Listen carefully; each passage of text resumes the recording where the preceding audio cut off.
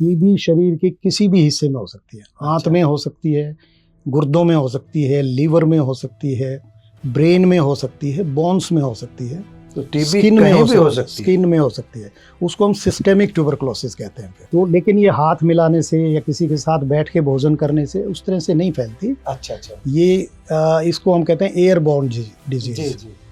Airborne disease है कि aerosols कहते हैं हम, जैसे जो हमारे खांसी के साथ या छींक के साथ जो हमारे हवा निकलती है उसके साथ में कुछ ड्रॉपलेट्स जो म्यूकस के या जो थूक के होते हैं उसमें ये कीटाणु रहते हैं और वो हवा में फैलते हैं। तो अगर मेरे साथ आप बैठे हैं, मुझे ट्यूबरक्लोसिस है, तो आपको आपके सांस के साथ वो आपके लंग्स में जा सकते हैं। तो अगर कोई ऐसा घर में पेशेंट है, टीबी का एक्टिव पेशेंट है, उसके साथ रहने वालों को लेटेंट ट्यूबरक्लोसिस हो सकती है। लेटेंट का मतलब है कि बैक्टीरिया जो है वो आपके अंदर गया है, जीवाणु तो आपके अंदर है, लेकिन वो एक्टिव नहीं है, वो आपको बीमारी कॉज नहीं कर रहा इस वक्त। लेकिन यदि आपकी इम्यूनिटी कम होती है, जैसे आपको डायबिटीज़ हो जाती है या होती है, या HIV का इन्फेक्शन होता है, या आप कोई ऐसी दवाइयाँ ले रहे हैं जिससे इम्यूनिटी कम हो जाए, मतलब कि रोग से लड़ने की क्षमता कम होती है, रोग प्रतिरोधक क्षमता घट जाए। हाँ जी, तो वो जो है बीमारी का रूप धारण कर लेता है। बलगम की जांच बहुत इंपॉर्टेंट है एक्टिव केसेस में। अगर वो पॉजिटिव आती है तो 100% आपको टीबी है। आम आदमी को कैसे, कब और किन परिस्थितियों में अपने डॉक्टर से संपर्क कर लेना चाहिए कि उसे टीबी हो सकती है? इस तरह के साधारण लक्षण शुरुआती एक बार दोहरा दीजिए आप। ये सबसे इम्पोर्टेंट सिम्टम्स है, कफ विद बलगम और बुखार आना और आपका वेट लॉस होना और खाने का मन ना करना। ये सिम्टम्स अगर किसी को लगते हैं तो सबसे पहले एक्सरे चेस्ट कराएं और बलगम की जांच कराएं लेबोरेटरी पे जाके, बल्कि पहले डॉक्टर को कंसल्ट करें और लेट देम डिसाइड क्या क्या टेस्ट करने की जरूरत है। आपका डॉक्टर डिसाइड करेगा जी। ये है। यूजुअली कब होता है कि पेशेंट दवाइयाँ लेनी शुरू करता है एक्टिव ट्यूबरक्लोसिस में और बीच बीच में छोड़ देता है, तो वो जो बैक्टीरिया होता है उसको उन दवाइयों की आदत पड़ जाती है और वो फिर उससे रिएक्ट नहीं करता। डॉक्टर यादव, अब एक वैक्सीन की बात करते हैं। BCG जैसी कोई वैक्सीन होती थी, वो क्या अब भी कारगर है, अब भी लगती है? अभी वैक्सीन है इसकी टीबी की? तो blood is not a safest drug. तो अब किसी को भी हम ब्लड देते हैं तो ऐसा नहीं है कि उसमें ब्लड से कोई प्रॉब्लम नहीं होती। बिल्कुल सेफ ब्लड होने के बावजूद भी कोई ना कोई छोटी मोटी प्रॉब्लम्स किसी भी पेशेंट को हो सकती है।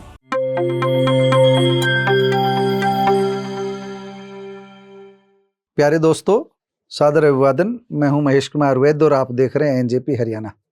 दोस्तों, आज विश्व टीबी दिवस है और विश्व टीबी दिवस के ऊपर आज हमारे साथ साक्षात्कार की कड़ी में मौजूद हैं डॉक्टर नरेंद्र सिंह यादव। और डॉक्टर नरेंद्र सिंह यादव से आज अलग अलग विषयों पर, टीबी से जुड़े विषयों पर हम बात करेंगे। एक पैथोलॉजिस्ट की भूमिका को लेकर के बात करेंगे, कब क्या किस तरह जांच करानी चाहिए उस पर बात करेंगे। और हम आपको बता दें कि डॉक्टर नरेंद्र सिंह यादव का अपना ब्लड बैंक है, ब्लड बैंक के बारे में भी इनसे बात करेंगे। ब्लड बैंक की सेवाएं लंबे समय से रेवाड़ी में दे रहे हैं। पहले बात करेंगे टीबी की और इसके बाद बात करेंगे इनके ब्लड बैंक की। तो डॉक्टर साहब, सबसे पहले तो NJP हरियाणा के स्टूडियो में आपका स्वागत है। Thank you Mahesh ji. सबसे पहले तो महेश जी आपका धन्यवाद, और आप जो इतना बढ़िया कार्य कर रहे हैं स्वास्थ्य से संबंधित और पॉलिटिक्स से संबंधित और समाज की समस्याओं से जुड़े हुए इंटरव्यूज़ जो आप करते हैं, उससे जो नॉलेज एक समाज में जाती है, उसके लिए आपका बहुत बहुत धन्यवाद। आपका भी धन्यवाद। तो बात करते हैं कि एक पैथोलॉजिस्ट की भूमिका काफ़ी अहम रहती है। उसकी जो जांच रिपोर्ट है उसी के आधार पर जो है डॉक्टर आगे जो MD मेडिसिन है वो अपना इलाज करते हैं, दूसरे डॉक्टर इलाज करते हैं, MS डॉक्टर इलाज करते हैं। तो आज टीबी दिवस है, तो टीबी को लेकर के साधारणतया आम लोगों को कब क्या किस तरह की जांच करानी चाहिए, कब अपने डॉक्टर के पास जाना चाहिए और किस तरह की जांच शुरुआती तौर पर होती है, एक पैथोलॉजिस्ट के रूप में आपसे ये जानना चाहेंगे। जी महेश जी, ट्यूबरक्लोसिस के विषय में अगर हम बात करें तो आज जो है वर्ल्ड ट्यूबरक्लोसिस डे भी है, आप जानते हैं। ये 24 मार्च को हर वर्ष मनाया जाता है जी। और इस बार का जो वर्ल्ड हेल्थ ऑर्गेनाइजेशन ने जो एक थीम रखा है जी, वो है yes we can and tuberculosis. अच्छा भाई, हम और उसमें कमिटमेंट, इन्वेस्टमेंट और डिलीवर, ये तीन इसमें चीज़ें रखते हुए ये थीम को जो यूनाइटेड नेशंस ने रखा है।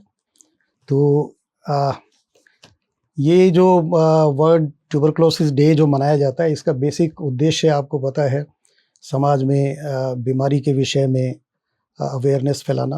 वो आज IM में रेवाड़ी वालों ने भी जागरूकता हाँ, कैंप जागरूकता कैंप वहाँ सिविल हॉस्पिटल के साथ मिलके, और आई थिंक पुष्पांजलि हॉस्पिटल के साथ मिलके सरकारी अस्पताल में हमने किया IM ने।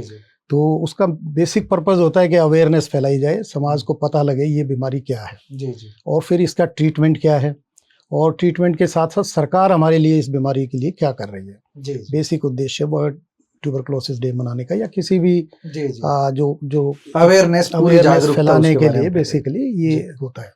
तो ट्यूबरक्लोसिस आपको TB को जो ट्यूबरक्लोसिस कहते हैं, या हिंदी में तपेदिक भी कहते हैं। तपेदिक, राज यक्ष्मा, बड़े, हाँ जी, क्षय रोग, हाँ जी। तो ये एक संक्रामक क्षय रोग बोला, हाँ जी, क्षय रोग, जी।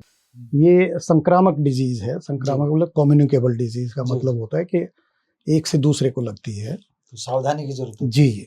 और ये माइकोबैक्टीरियम ट्यूबरक्लोसिस नाम का एक जीवाणु होता है, उससे बेसिकली ये बीमारी होती है। ये सांस के साथ, हवा के साथ हमारे लंग्स में जाता है, लंग्स से फिर ये स्प्रेड करके आपकी बोन्स में, किडनी में, मतलब शरीर के हर ऑर्गन को ये इन्फेक्ट कर सकता है, सिवाय मसल्स के अलावा कोई ऑर्गन ऐसा नहीं है जिसमें ट्यूबरक्लोसिस नहीं। मतलब आमतौर पर डॉक्टर नरेंद्र हम फेफड़ों की TB से ही समझते हैं जी, हाँ, लेकिन वो किसी भी अंग में TB? जी सर, जो प्राइमरी ट्यूबरक्लोसिस होती है, जो स्टार्टिंग में, क्योंकि सांस के साथ जीवाणु अंदर जाता है लंग्स में, तो उसको हम प्राइमरी ट्यूबरक्लोसिस कहते हैं, पल्मोनरी ट्यूबरक्लोसिस। पल्मोनरी मतलब लंग्स, तो लंग्स में स्टार्ट होती है, और फिर ये किसी भी ऑर्गन में जा सकती है, ब्लड के हाथों में भी, कहाँ TB हो सकती है? तो TB शरीर के किसी भी हिस्से में हो सकती है। आंत में हो सकती है, गुर्दों में हो सकती है, लीवर में हो सकती है, ब्रेन में हो सकती है, बोन्स में हो सकती है, तो TB स्किन में हो सकती है, स्किन में हो सकती है। उसको हम सिस्टेमिक ट्यूबरक्लोसिस कहते हैं, फिर सिस्टम वाइज होती है, तो वो वहाँ भी हो सकती है। तो ये ऐसी बीमारी है। लेकिन इसके साथ साथ मैं एक बात आपको और कहना चाहूँगा, जो लोगों के लिए जानना जरूरी है, कि ये क्योरेबल है, मतलब इसकी ट्रीटमेंट पूरी तरह संभव है, और दूसरा ये प्रिवेंटेबल है। अगर समाज में प्रिवेंशन के तरीके और जागरूकता फैलाई जाए तो लोग इससे बच भी सकते हैं। तो मतलब एक जमाना था, बहुत पहले हम सुनते थे, अब तो आज आप बता ही रहे हो कि क्योरेबल है, कोई डरने की जरूरत नहीं। बहुत पहले तो समझा जाता था इसको, बड़े TB को मारक बीमारी समझाता था कुछ दशक पहले तक। हाँ, पहले लोग ये समझते थे कि जो अगर ट्यूबरक्लोसिस किसी को है तो उससे दूर भागते थे, उसका तौलिया यूज नहीं करना, उससे हाथ नहीं मिलाना, उसके साथ बैठ के खाना नहीं खाना, मतलब सबको लगता है अलग बर्तन यूज करना, सबको लगता था तो कि अभी भी आप बता रहे हो कि संचार जैसे संक्रामक बीमारी एक दूसरे से फैलती है, तो सावधानी तो जरूरी होगी ना? सावधानी बहुत जरूरी है, सावधानी से ही बचाव है एक्चुअली। तो लेकिन ये हाथ मिलाने से या किसी के साथ बैठ के भोजन करने से उस तरह से नहीं फैलती। अच्छा। ये इसको हम कहते हैं एयरबोर्न डिजीज। एयरबोर्न डिजीज है कि एरोसोल्स कहते हैं हम, जैसे जो हमारे खांसी के साथ या छींक के साथ जो हमारे हवा निकलती है, उसके साथ में कुछ ड्रॉपलेट्स जो म्यूकस के या जो थूक के होते हैं, उसमें ये कीटाणु रहते हैं और वो हवा में फैलते हैं। तो अगर मेरे साथ आप बैठे हैं, मुझे ट्यूबरक्लोसिस है, तो आपको आपके सांस के साथ वो आपके लंग्स में जा सकते हैं और वहाँ ट्यूबरक्लोसिस का कर सकते हैं। ये एक तरीका है इसका फैलने का, जो तरीका है। डॉक्टर नरेंद्र, शुरुआत में किस तरह की जांच के लिए रिकमेंडेशन आती है? डॉक्टर्स भेजते हैं आपके पास कि इसकी ये जांच चाहिए, शुरुआती दौर में किस तरह की जांच करवाई जाती है ट्यूबरक्लोसिस में? प्रथम चरण में। हाँ, मैं इसमें थोड़ा सा इसको ये डिफाइन करना चाहूँगा कि ट्यूबरक्लोसिस के कुछ टाइप्स होते हैं। जैसे हम एक ट्यूबरक्लोसिस कहते हैं लेटेंट ट्यूबरक्लोसिस, LTB। उसका मतलब लेटेंट का मतलब छुपा हुआ। तो उसमें क्या होता है, ना तो मरीज को कोई सिम्टम्स होते हैं, और ना वो फैलाता है उस बीमारी को जब वो लेटेंट फेज में होता है, छुपी रहती है। तो अगर कोई ऐसा घर में पेशेंट है, TB का एक्टिव पेशेंट है, उसके साथ रहने वालों को लेटेंट ट्यूबरक्लोसिस हो सकती है। लेटेंट का मतलब है कि बैक्टीरिया जो है वो आपके अंदर गया है, जीवाणु तो आपके अंदर है, लेकिन वो एक्टिव नहीं है, वो आपको बीमारी कॉज नहीं कर रहा इस वक्त। लेकिन यदि आपकी इम्यूनिटी कम होती है, जैसे आपको डायबिटीज हो जाती है या होती है, या HIV का इन्फेक्शन होता है, या आप कोई ऐसी दवाइयाँ ले रहे हैं जिससे इम्यूनिटी कम हो जाए, जी, जी। मतलब कि रोग से लड़ने की क्षमता कम होती जी, जी, है, रोग प्रतिरोधक तो क्षमता घट जाए। हाँ जी, हाँ जी, तो वो जो है बीमारी का रूप धारण कर लेता है।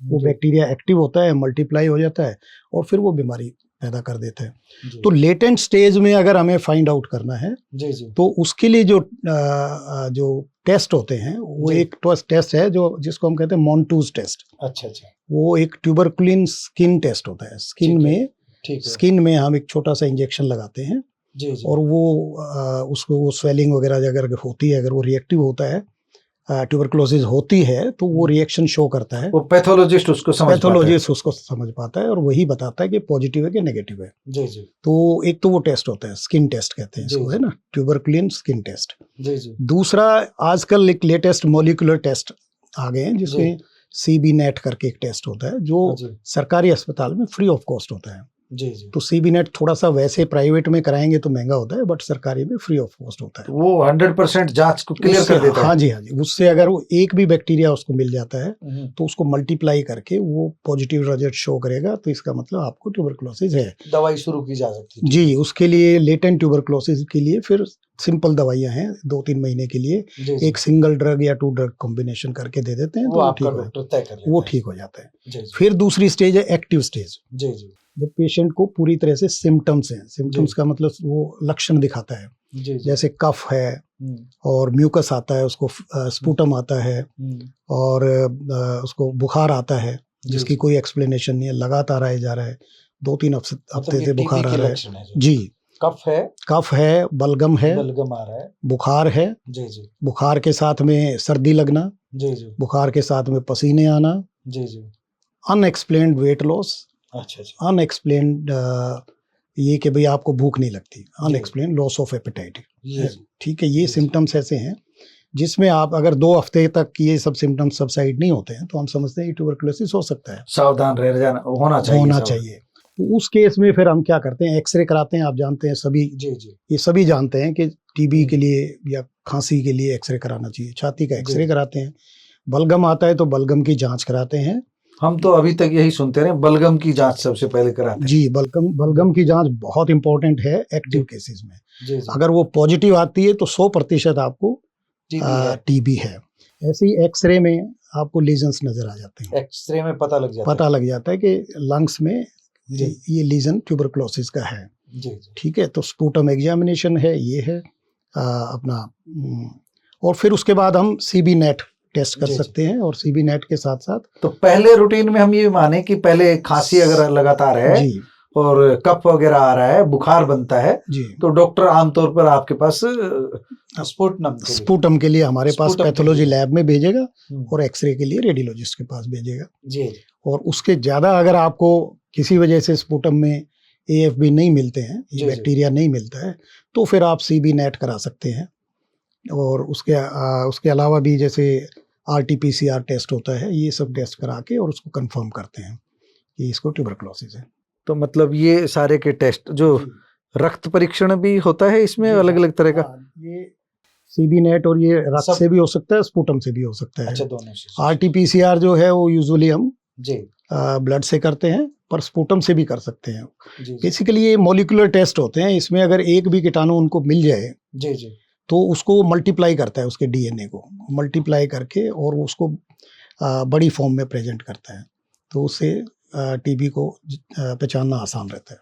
तो कुछ पैथोलॉजी के स्तर पर हम बात करें, पैथोलॉजिस्ट आप पुराने हो, तो शुरुआती दौर में जिस तरह की दवाइयाँ चलती थी, अब जो दवाइयाँ चलती है, और शुरुआती दौर में जिस तरह की जांच थी, अब जिस तरह की जांच है, कुछ चिकित्सा विज्ञान ने प्रगति भी की है समय समय पर।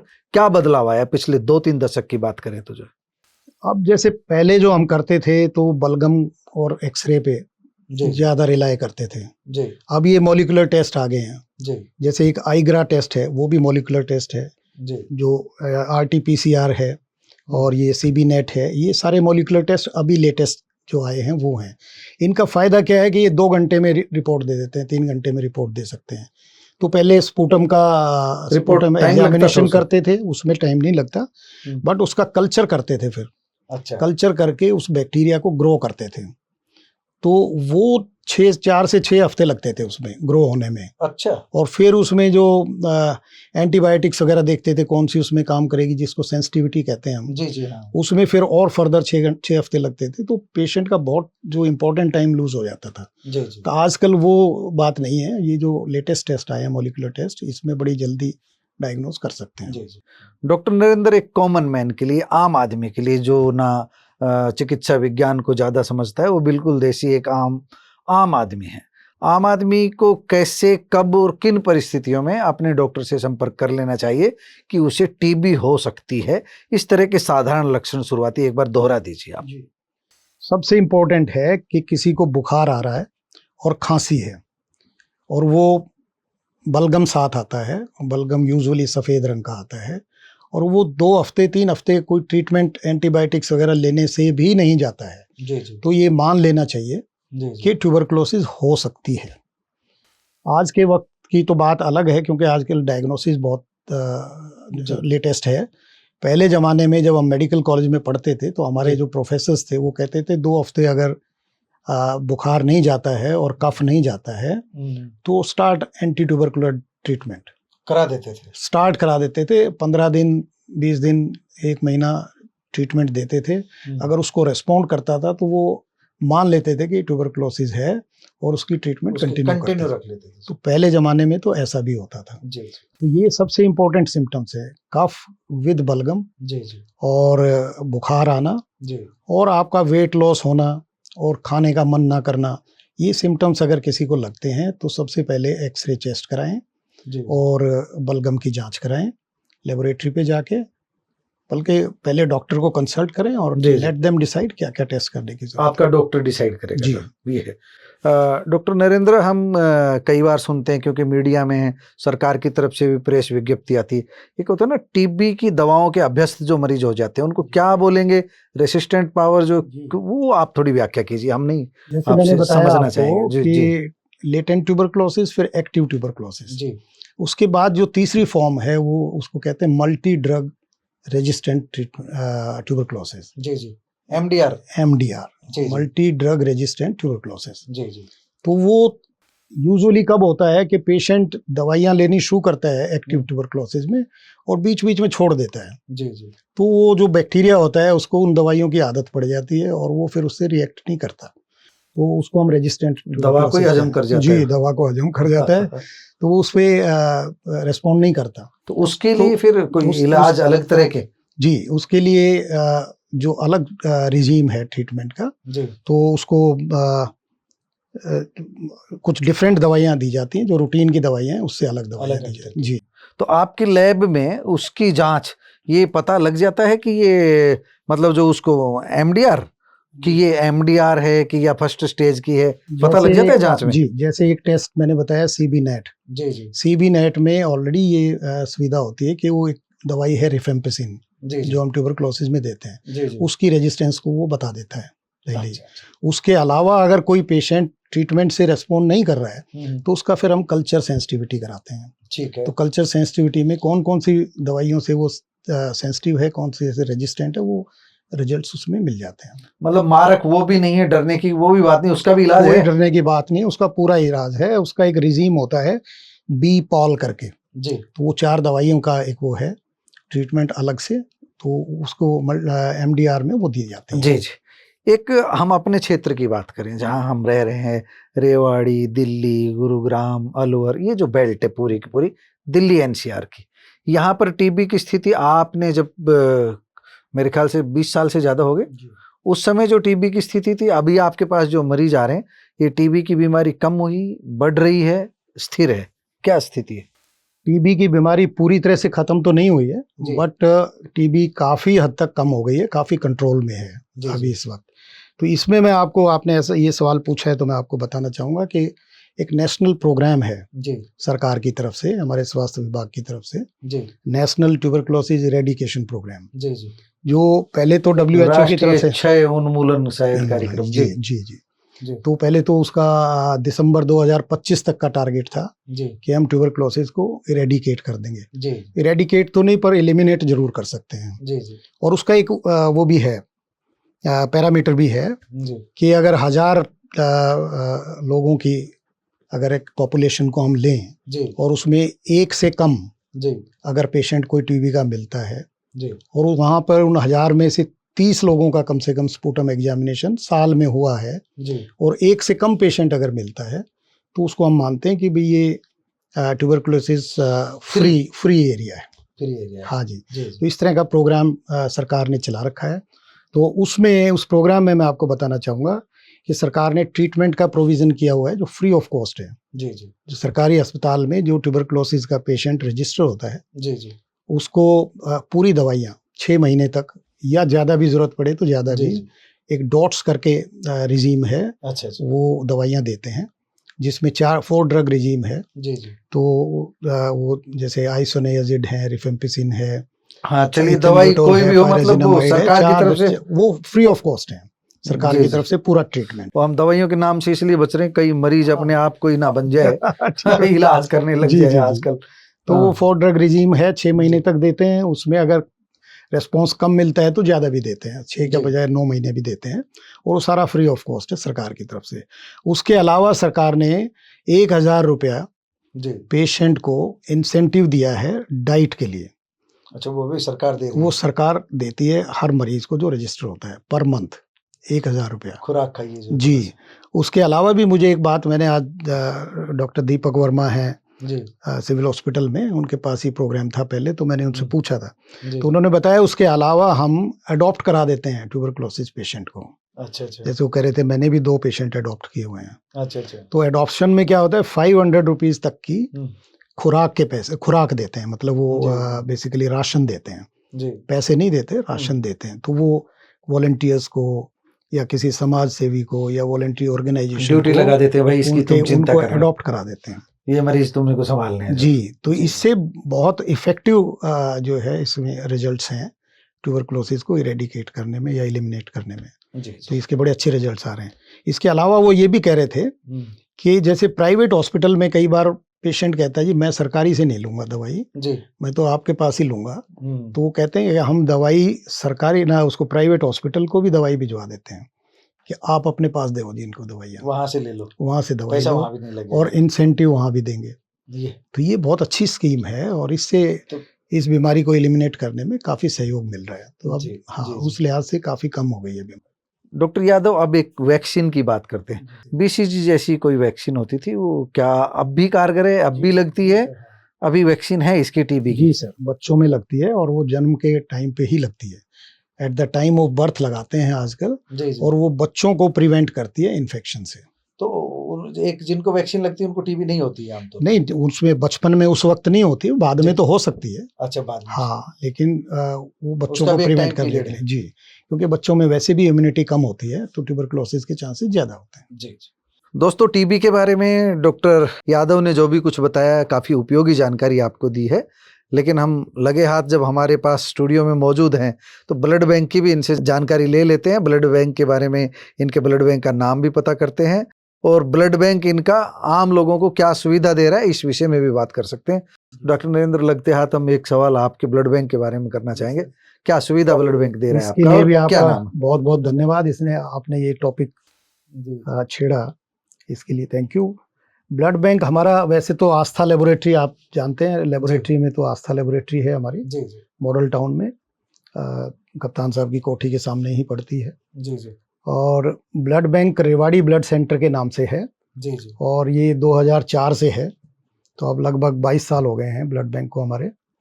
तो ब्लड बैंक में सारी सुविधाएं हैं जो किसी भी ब्लड बैंक में होनी चाहिए। जी। तो आज जो लेटेस्ट जो फैसिलिटीज़ ब्लड बैंक में किसी में भी, और लेटेस्ट इक्विपमेंट्स, मशीनरी जो होनी चाहिए, वो सब हमारे पास ब्लड बैंक में है। ब्लड बैंक आपातकाल में कोई मदद चाहे तो डॉक्टर नरेंद्र जी हाजिर हैं। जी सर, हर तरह के कंपोनेंट्स। जी जी। ब्लड जो होता है सर, ब्लड तो आप सभी जानते हैं, एक जी जी है ना, तो ब्लड के कंपोनेंट्स भी बनाते हैं हम। जी जी जैसे ब्लड तो एक होल ब्लड हो गया, जी जी। जो कभी एक्सीडेंट हो या कोई ब्लीडिंग किसी को इमीडिएट हो जाए तो उसमें ज़रूरत रहती है। उसके अलावा ब्लड को, होल ब्लड को हम सेपरेट करके उसके पार्ट्स बनाते हैं, कंपोनेंट्स बनाते हैं। जैसे पैक्ड रेड सेल्स हैं, जैसे सभी पेशेंट्स को होल ब्लड की, प्लेटलेट्स अलग कर दिया है। जी जी जी, सभी पेशेंट्स को होल ब्लड की जरूरत नहीं होती। जी जी हम क्यों सबको होल ब्लड, क्यों ब्लड जो है ना जी, जी जी ब्लड जो है, ऐसा नहीं है कि ये बिल्कुल सेफेस्ट ड्रग है, ब्लड को हम ड्रग मानते हैं। जी जी। तो blood is not a safest drug. तो अच्छा, अब किसी को भी हम ब्लड देते हैं तो ऐसा नहीं है कि उसमें ब्लड से कोई प्रॉब्लम नहीं होती। जी जी। बिल्कुल सेफ ब्लड होने के बावजूद भी कोई ना कोई छोटी मोटी प्रॉब्लम्स किसी भी जाती है। पेशेंट को हो सकती है। तो इसको जैसे हमने पूरा होल ब्लड दिया तो उसमें हम आरबीसीज भी दे रहे हैं, प्लाज्मा भी दे रहे हैं, प्लेटलेट्स भी दे रहे हैं, सारी चीज़ें दे रहे हैं। जी जी। लेकिन सारी चीज़ें पेशेंट के काम की नहीं होती। जी जी। हर पेशेंट की अलग अलग रिक्वायरमेंट होती हैं। तो उसके लिए हम उसको ब्लड को सेपरेट करते हैं, उसकी प्रोसेसिंग करके पैक रेड सेल्स बनाते हैं, फिर प्लाज्मा बनाते हैं जिसको हम फ्रोजन स्टेट में 1 साल तक रखते हैं। जी जी। और प्लेटलेट्स बनाते हैं जो लगभग 4 से 5 दिन तक सेफ रहती हैं। जी जी। उनको हम किसी भी पेशेंट को दे सकते हैं। फिर उसके अलावा आजकल एफेरेसिस नाम से बहुत अच्छी चीज़ आ गई है, जो जैसे अपने ये डेंगू के पेशेंट्स थे या और वायरल डिजीज़ में जहाँ प्लेटलेट्स पेशेंट के डाउन हो जाते हैं, तो एडल्ट पेशेंट्स हैं उनका सिंपल जो प्लेटलेट्स आरडीपी जिसको कहते हैं उससे काम नहीं चलता, तो उनको हम एसडीपी देते हैं। सिंगल डोनर से प्लेटलेट्स एक्सट्रैक्ट करते हैं। बड़ी लेटेस्ट मशीनें हमारे पास हैं, 2-3 मशीनें हैं हमारे पास, और वो करीबन आधा घंटा 1 घंटे के अंदर मतलब डेंगू के जो प्लेटलेट्स तैयार मरीज है करें। उनमें जी। कई बार जो ब्लड की या प्लेटलेट्स की जरूरत प्लेटलेट्स पड़ती है। डाउन हो जाते हैं, 20,000 से कम चले गए, जी तो उसमें ब्लीडिंग के चांसेस रहते हैं। जी। तो उस स्टेट में हम दूसरे डोनर से प्लेटलेट्स लेके सेम ग्रुप के और वो चढ़ा देते हैं, तो प्लेटलेट्स की रिकवरी हो जाती है। जी। तो वो सुविधा भी हमारे पास उपलब्ध है। दोस्तों, आपने डॉक्टर नरेंद्र सिंह यादव की बातें सुनी। विश्व टीबी दिवस पर इन्होंने काफ़ी उपयोगी जानकारी दी है। सबसे ज़रूरी बात यह है कि अगर आपके या आपके परिवार में किसी को लगातार खांसी आ रही है, 2 सप्ताह तक बुखार आ रहा है और एंटीबायोटिक और साधारण दवाओं से ठीक नहीं हो रहा है, तो आपको अपने विशेषज्ञ एमडी मेडिसिन डॉक्टर से संपर्क कर लेना चाहिए और उनके सुझाव पर किसी भी पैथ लैब में जाकर के अपनी जांच करा सकते हैं और जांच के आधार पर आपका डॉक्टर आपकी दवाएं शुरू कर सकता है। टीबी मारक नहीं है, खतरनाक नहीं है, असाध्य नहीं है, साध्य रोग है, आसानी से इलाज संभव है। और जो जिन्होंने दवाई बीच में छोड़ करके टीबी को और खतरनाक स्टेज में पहुंचाया है, और तो उस एमडीआर के स्टेज में भी जो कोई पहुंच गए हैं मरीज, उसका भी आसान इलाज उपलब्ध है। बस ज़रूरत है रेगुलर दवाई लेने की। तो सावधान रहिएगा, दवाई रेगुलर लीजिएगा। सरकार की तरफ से दवाएं फ्री मिल रही है, प्राइवेट सेक्टर के अस्पतालों में भी और सरकारी में भी। आपका बहुत बहुत धन्यवाद डॉक्टर नरेंद्र जी।